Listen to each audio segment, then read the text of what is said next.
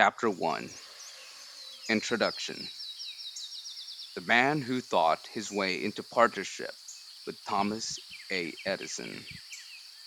Truly, thoughts are things, and powerful things at that, when they are mixed with definiteness of purpose, persistence, and a burning desire for their translation into riches or other material objects. A little more than 30 years ago, Edwin C. Barnes discovered how true it is that men really do think and grow rich. His discovery did not come about at one sitting. It came little by little, beginning with the burning desire to become a business associate of the great Edison. One of the chief characteristics of Barnes' desire was that it was definite. He wanted to work with Edison, not for him. Observe carefully the description of how he went about translating his desire into reality, and you will have a better understanding of the 13 principles which lead to riches. When this desire or impulsive thought first flashed into his mind, he was in no position to act upon it. Two difficulties stood in his way.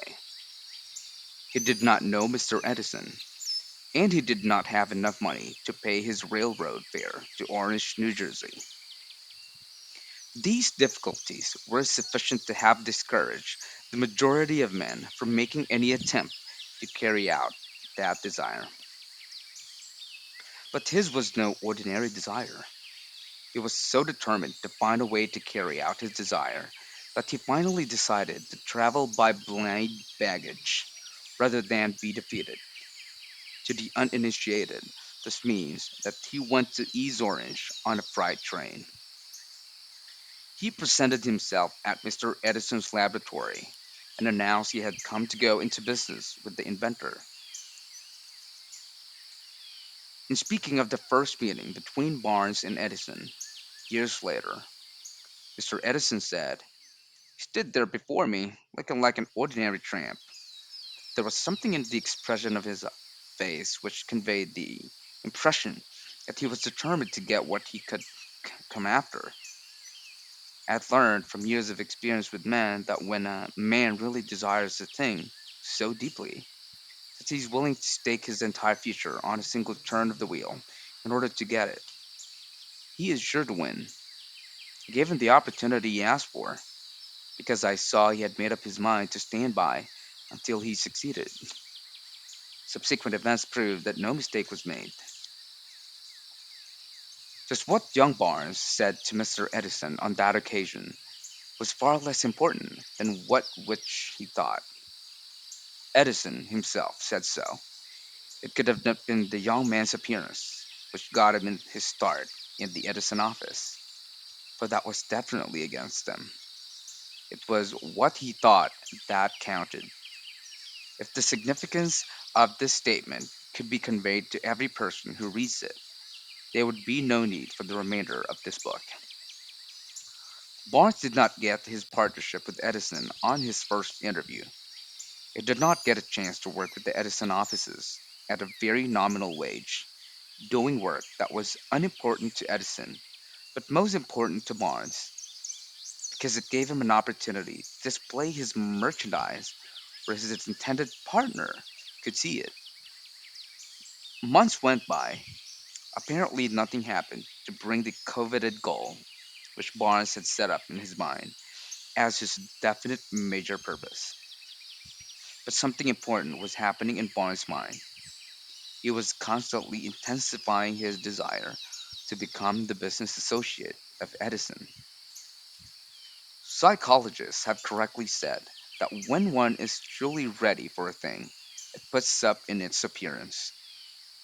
Barnes was ready for a business association with Edison.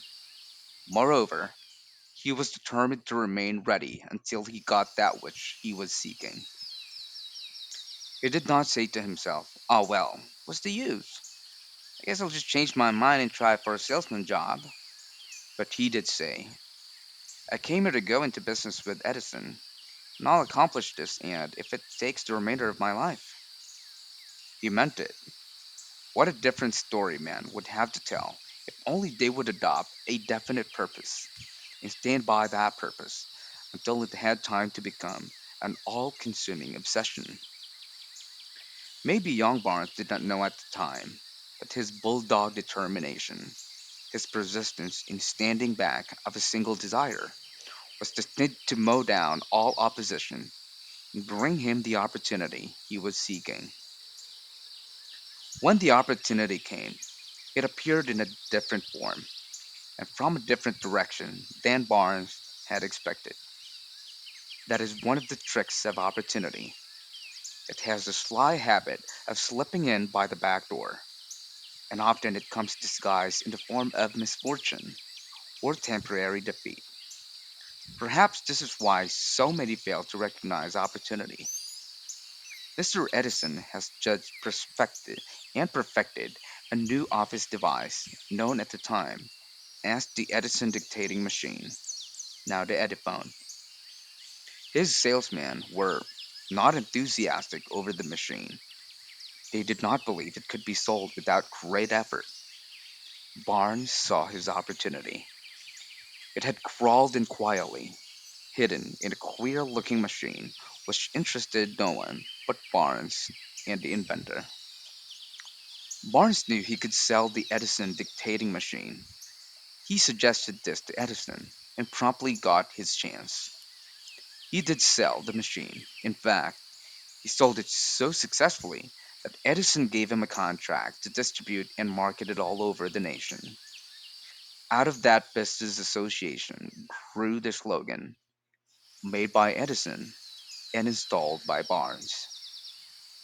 The business alliance has been in operation for more than 30 years.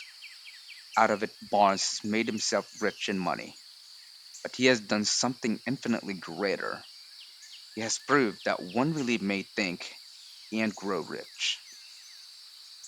How much actual cash that original desire of Barnes has been worth to him, I have no way of knowing. Perhaps it has brought him $2 or $3 million, but the amount, whatever it is, becomes insignificant when compared with the greater asset he acquired in the form of definite knowledge that an intangible impulse of thought can be transmuted into its physical counterpart by the application of known principles. Barnes literally thought himself into a partnership with the great Edison. He thought himself into a fortune. He had nothing to start with except the capacity to know what he wanted and the determination to stand by that desire until he realized it. He had no money to begin with. He had but little education. He had no influence. But he did have initiative, faith, and the will to join and win. With these intangible forces, he made himself number one man with the greatest inventor who ever lived. Now, let's take a look at a different situation and study a man who had plenty of tangible evidence of riches, but lost it because he stopped 3 feet